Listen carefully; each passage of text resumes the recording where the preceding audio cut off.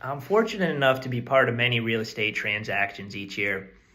And because of that, I've learned some things that help keep a negotiation process move forward. And I've also learned some things that stall out or completely kill a negotiation process.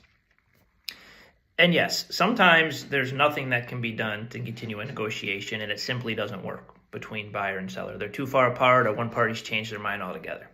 That's not what I'm talking about here.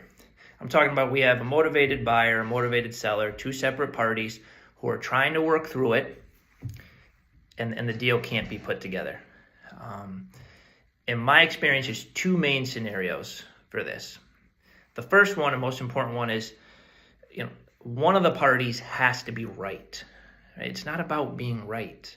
It's about creating a win-win situation that gets everyone moving forward. We don't have to make someone wrong in order to keep the process moving forward, right? So and this is agents, buyers, and sellers. If one of those people gets their ego in, there's a good chance that deal is going to fall apart and the other parties are going to push away, right? Keep your ego out of the transaction and let's really dig in and try to find a way to create a win-win for everybody, right? So that's a big one.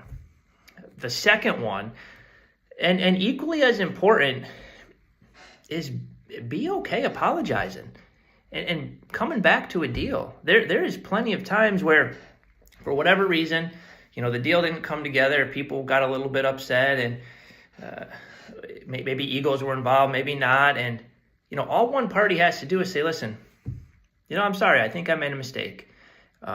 Your offer was fair, and we were a little short-sighted earlier, and we think it would help. We'd like to work with you."